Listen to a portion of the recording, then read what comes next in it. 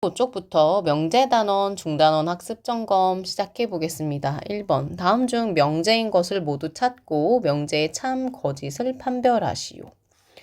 명제라고 하는 것은 우리가 이제 그 내용을 보았을 때 참과 거짓을 분명하게 판단할 수 있는 문장과 식을 의미하는데요. 이제 보면은 오는 작은 수이다.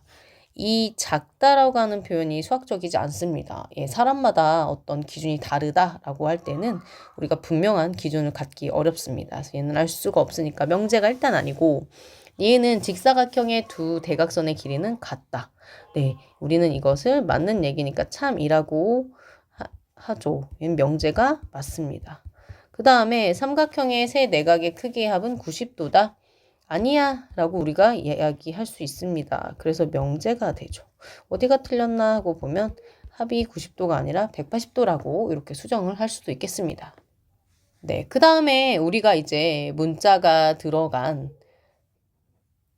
문장이나 식이 그 변수의 값에 따라 참 거짓이 판별될 때 우리는 그것을 조건이라고 하는데 진리집합이라고 하는 것은 그 조건을 참이 되게끔 하는 원소들을 다 모아놓은 것을 의미합니다. 그쵸?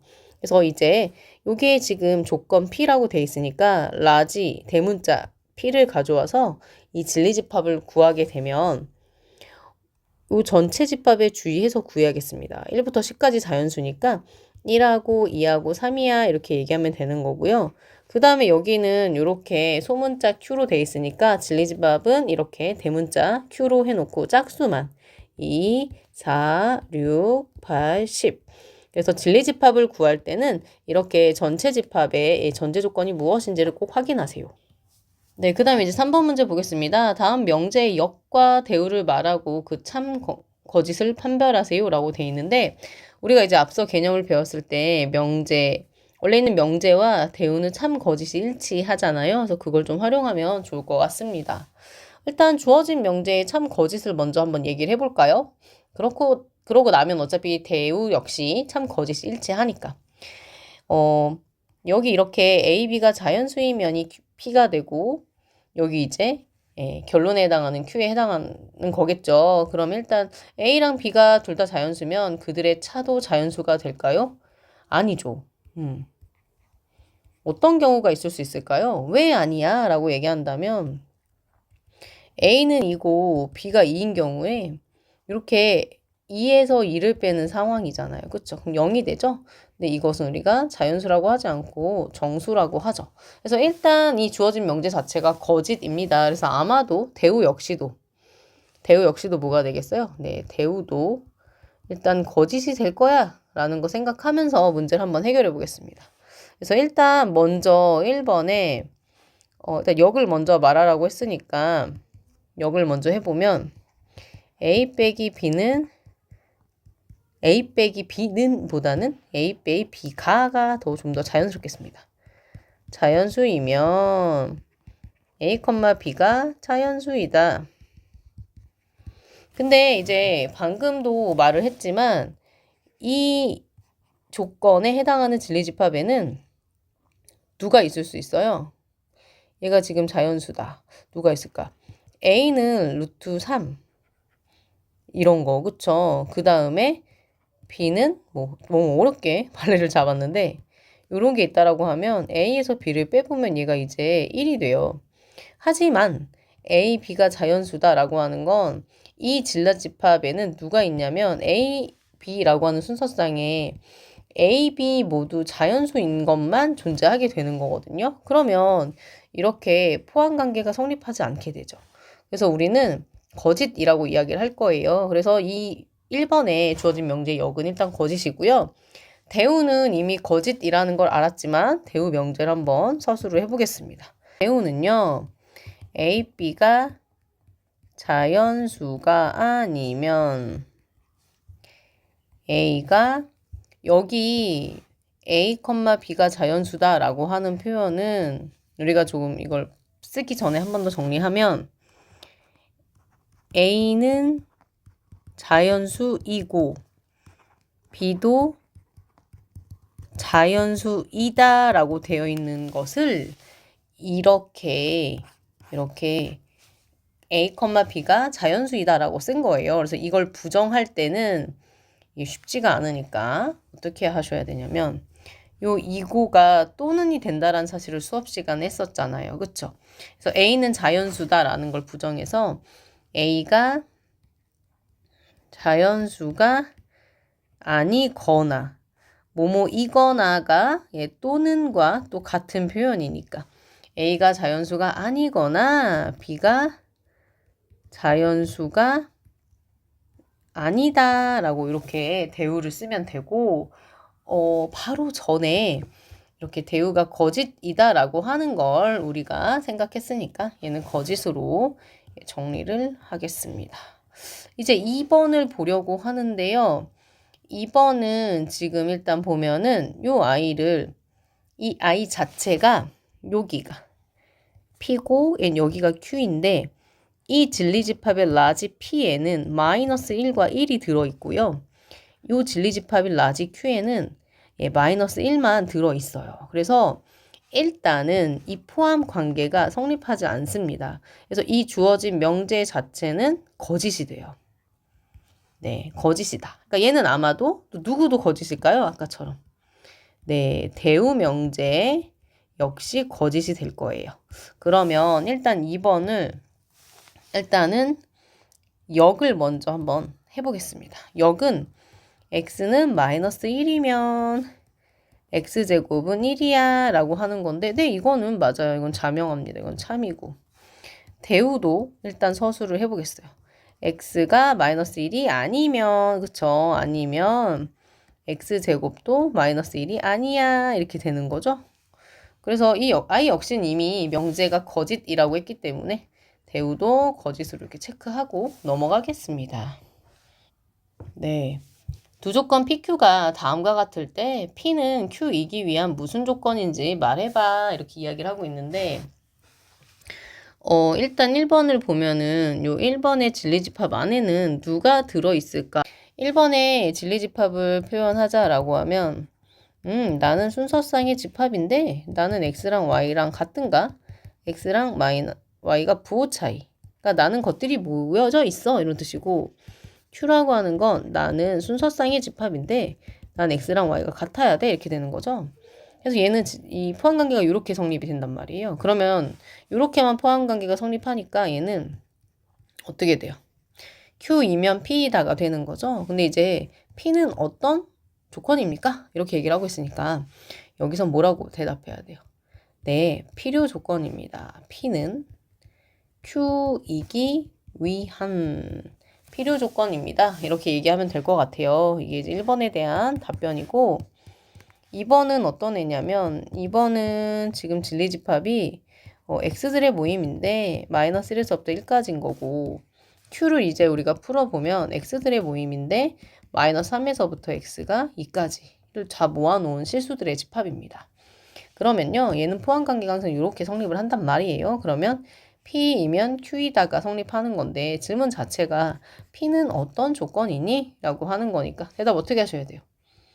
P는 Q이기 위한 얘는 충분 조건입니다.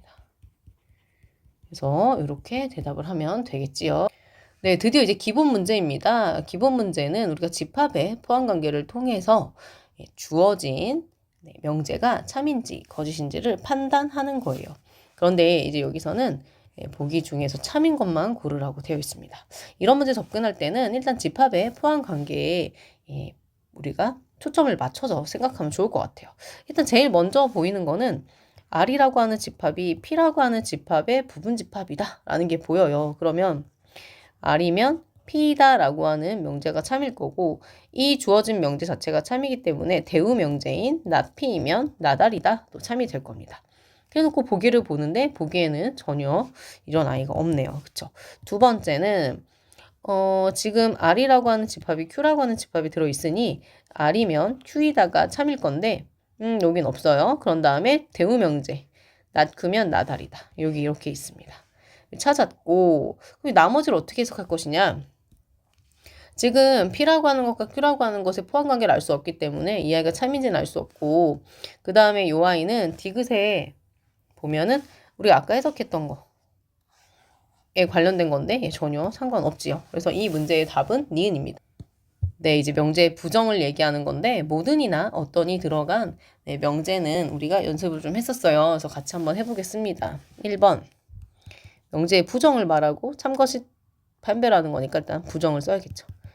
1번의 부정 명제는 어떤 실수 x에 대하여 네, 요 i 부정해야겠죠. 4x 플러스 6이 0보다 작거나 같다라고 해야 되는데 보겠습니다. 이 아이가 과연 어떤 아이인지 보면은 x-2의 제곱 플러스 2 이렇게 해석이 되는데 여러분 일단 이 아이가 일단 0보다 크거나 같다는 거 우리가 너무나 잘 알고 있습니다. 그쵸? 근데 거기에 2까지 더했어요. 그럼 얘는 0보다 작아질 수가 없어요. 그쵸? 그래서 그런 아이가 존재하지 않습니다. 그런 x가 존재하지 않기 때문에 어떤이 들어간 이 명제는 거짓이 됩니다. 그쵸? 그 다음에 2번 보겠습니다. 2번 명제를 부정해 보겠습니다. 모든 실수 x에 대하여 x-3 제곱이 0보다 크거나 같다 라고 하는 게 부정이 되는데 여러분 이건 너무나 자명한 사실입니다. 그쵸? 무언가의 제곱이라고 하는 것은 0보다 크거나 같잖아요. 모든 실수에 대해서. 그래서 이 아이는 이 아이의 진리집합, 이 명제를 제가 이제 조건을 P라고 뒀을 때 얘가 이제 모든 실수가 돼서 네, 전체 집합 U와 진리집합이 같기 때문에 얘는 항상 참이다라고 말할 수 있게 되었습니다. 네, 그 다음에 이제 명제가 참이 되도록 하면서 부등식과 관련된 이야기가 계속 나오고 있습니다. 그래서 부등식에 관련된 내용을 반드시 점검을 해야 될 것 같아요. 다음 명제가 참이 되도록 하는 실수 k 값의 범위를 구하세요라고 되어 있는데 P면 Q이다니까 여기가 지금 P라고 하는 조건이고요. 여기가 이제 Q라고 하는 조건인데 이 주어진 명제가 참이다라고 하는 얘기는 조건 P의 진리집합과 조건 Q의 진리집합의 포함 관계를 보면 이렇게 됐으면 좋겠어 라는 거거든요. 그러면 일단 이 아이는 우리가 이제 P라고 하는 아이를 이렇게 수직선상에 나타내 보면 우리가 이렇게 나타낼 수 있고요. Q라고 하는 아이 색깔을 좀 바꾸겠습니다. Q라고 하는 아이 이 아이 살짝 쿵 정리하면 뭐가 되냐면 24 그 다음에 3K 이렇게 되니까 얘가 8보다 작다 이렇게 나오거든요. 그러면 얘를 수직선으로 얘기를 하면 8의 기준으로 작아요. 이쪽이거든요. 그런데 지금 우리가 바라는 것은 뭐냐면 P라고 하는 집합이 Q라고 하는 집합 안에 쏙 이렇게 부분 집합이었으면 좋겠는 거니까 일단 우리의 생각은 첫 번째 이 K, 요 P를 갖고 왔고 그 다음에 8을 갖고 왔을 때 이렇게 되면 너무너무 이상적이잖아요. 다시 얘기하면 이 K랑 8을 비교하면 8이 조금 큰 상황은 늘 항상 오케이. 그래서 우리가 여기서 얻을 수 있는 거는 4보다 작아야 되는데 우리가 이런 문제는 항상 놓치면 안 되는 게 과연 그러면 이 K가 8이 돼도 될까? 다시 얘기하면 K가 4가 돼도 될까라는 의문을 가지셔야 되는데 지금 일단 주황 색깔을 그렸고요. 그 다음에 제가 이제 Q에 해당하는 걸 그릴 거예요. 지금 K가 4가 된다는 얘기는 이 K가 8이 된다라고 하는 건데 이렇게 되게 되면 P라고 하는 아이가 Q라고 하는 아이의 포함관계가 성립하지 않습니다. 그렇기 때문에 얘는 안 돼. 이렇게 생각하는 거죠. 요것만 되는 거예요. 그쵸? 그래서 K가 4보다 작다라고 이렇게 대답할 수 있어야 되고 이해할 수 있어야 되겠습니다. 네, 방금 7번에서 풀었던 내용이 또 한 번 반복이 되고 있어요. 일단은 두 개의 조건이 주어졌고 P는 Q이기 위한 필요 조건이다 라고 되어 있습니다. 그럼 이때 우리가 기억해야 되는 내용은 무엇이냐면 Q라고 하는 조건의 진리집합이 있고 P라고 하는 조건의 진리집합이 있을 때 이런 관계가 성립을 해야 합니다. 그러면 일단 P라고 하는 집합은 어떻게 생겼냐라고 하게 되면 A가 어디 있는지 모르겠지만 이렇게 생겼고 그 다음에 Q라고 하는 아이는요. 네. 마이너스에서 6까지 이렇게 생겼습니다. 이렇게. 그런데 우리가 바라는 건 이렇게 쏙 들어갔으면 좋겠는 거거든요. 그러면 우린 이런 생각을 해봅니다. 마이너스 5랑 6 첫 번째 생각. 그래 맞아. A가 뭔가 6보다 오른쪽에 있어야 될 것 같아. 그래서 이거는 아주 옳은 생각. 두 번째. 그러면 6이랑 A가 같아도 될까? 라는 생각을 해보셔야 돼요. 그러면 마이너스 5랑 6이 여기 있고 A랑 6이 같아지니까요. 여기 이렇게 똑같이 보라 색깔로 그려지는 건데 이렇게 해도요. 포항관계 이상이 생기지 않습니다. 다시 얘기하면 Q가 P 안에 쏙 들어가게 돼요. 그러니까 결국은 6이 A가 돼도 되는 거죠. 그래서 이 두 가지 사실을 종합해서 생각하면 우리는 A가 6보다 크거나 같다라는 사실을 알게 되고, 이때 A의 가장 작은 값이 뭐야? 라고 물어보니까 A는 6이야 이렇게 대답할 수 있어야겠습니다. 네, 그 다음에 이제 9번 문제를 좀 풀어볼 건데 조금 엄밀하지 않지만 조금 이해를 돕기 위해서 그 세 개의 조건이 주어지는데 세 개의 조건에 대한 진리집합의 포함관계가 좀 극명하게 좀 보이게 한번 써볼게요.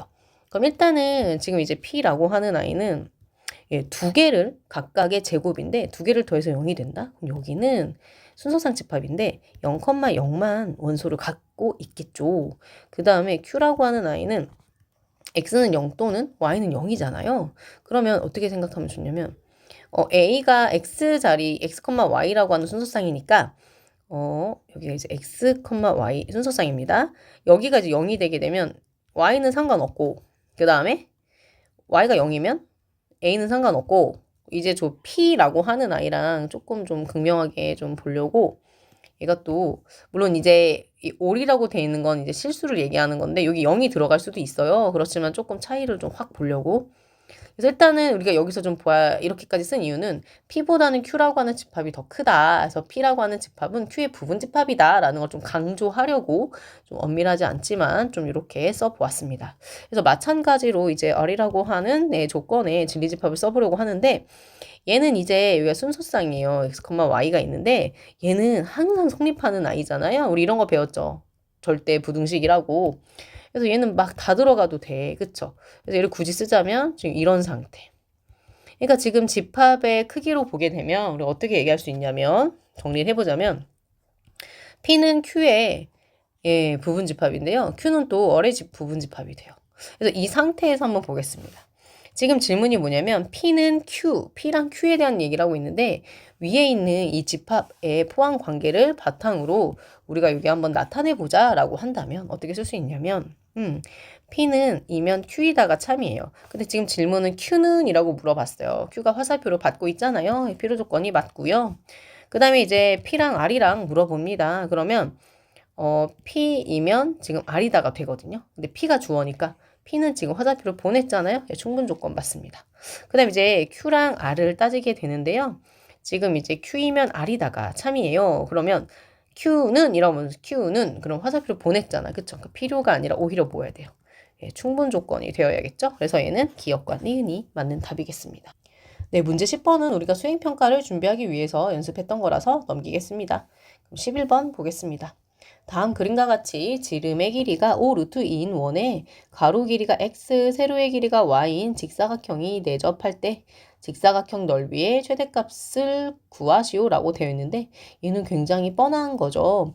네, 도형의 한 변의 길이는 양수예요. 그럼 우리가 기억해야 되는 게 x도 0보다 크고 y가 0보다 크네 이런 게 나오는데 x, y 또 이런 게 보여요. 그럼 우리가 기억해야 되는 건 바로 산술기하 평균입니다. 그래서 산술기하 평균은 중요하니까 잘 기억해 두시면 좋을 것 같습니다. 그러면 일단 여기서 우리가 알 수 있는 정보는 무엇이 있을까? 우리는 이제 x, y의 최대값을 알아야 하는데 여기 보니까 직각삼각형이 보입니다. 직사각형이었기 때문에 그래서 x제곱 더하기 y제곱 피타고라스 정리에 의해서 얘가 5 루트 2의 제곱이니까요. x제곱 더하기 y제곱은 50이라고 쓸 수가 있어요. 이때 산술기하에 의해서 우리가 어떻게 쓸 수 있냐면 x제곱 y제곱 2 루트 x제곱 y제곱인데 선생님 여기 산술기하 막 써도 돼요? 그렇죠. 왜냐면 지금 x제곱이 y제곱이 0보다 커요. 그 다음에 얘가 도형의 길이였기 때문에 x랑 y가 0일 리 없겠죠. 그래서 쓰면 될 것 같고 여기가 이렇게 되는데 문제에서 지금 이만큼의 값이 나왔어요. 그래서 얘가 지금 현재 50인 거고 다시 한번 부등식을 정리하면 이렇게 되는 상황이겠죠. 그럼 25가 xy보다 크거나 같다니까 xy의 최대값은 결국 25가 되는 산술기하의 응용 문제가 되겠습니다.